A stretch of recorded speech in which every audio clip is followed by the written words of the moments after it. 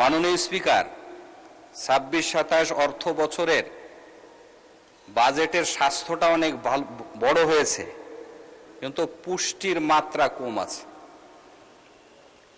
আমরা দেখছি যে দেশি বিদেশি ঋণ বর্তমানে ১৯ থেকে ২০ লক্ষ কোটি টাকা।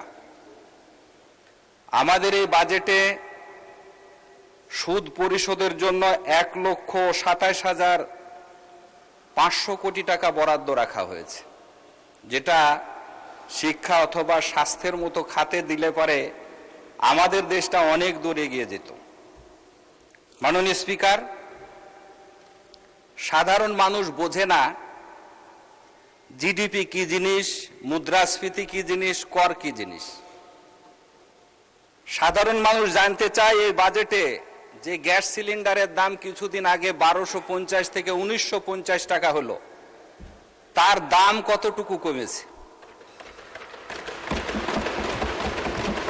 সাধারণ মানুষ জানতে চায় রাতারাতি যে বিদ্যুৎ এবং জ্বালানির দাম বৃদ্ধি করা হলো, তা কতটুকু কমেছে। চাষিরা জানতে চায় তাদের চাষের জন্য যে পর্যাপ্ত সারের প্রয়োজন, আজকে এই সময়তে পাচ্ছে না। আমার কাছ থেকে এলাকার মানুষ বারবার খোঁজ নিচ্ছে পাওয়া যাবে কিনা। আবার ১৩০০ টাকার সারে যদি ৫০০ টাকা বেশি দেওয়া হয়, তাৎক্ষণিকভাবে পাওয়া যাচ্ছে। এই ব্যবস্থাপনাটা ঠিক হবে কিনা এই বাজেট। মাননীয় স্পিকার,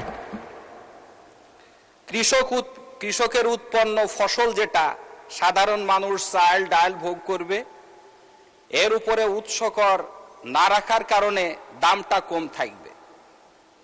কিন্তু কৃষকের উৎপন্ন ফসলের মূল্য, পেঁয়াজ উৎপাদন করতে খরচ ২৫ টাকা ১৫ টাকাতে বিক্রি করছে। ধান উৎপাদন খরচ মন প্রতি ১২০০ টাকা, সেখানে ১০০০ টাকায় বিক্রি করছে। কৃষকরা জানতে চায় এই বাজেটে তাদের উৎপাদিত ফসলের ন্যায্য মূল্য পাবে কিনা। বিধায় আমরা যে বলছি, সারা দেশে আনন্দের জোয়ার বয়ে গেছে বাজেট দেখে, মানুষের মুখটা মলিন হয়ে গেছে বাজেট দেখে তাদের সমাধান না পাওয়ার কারণে।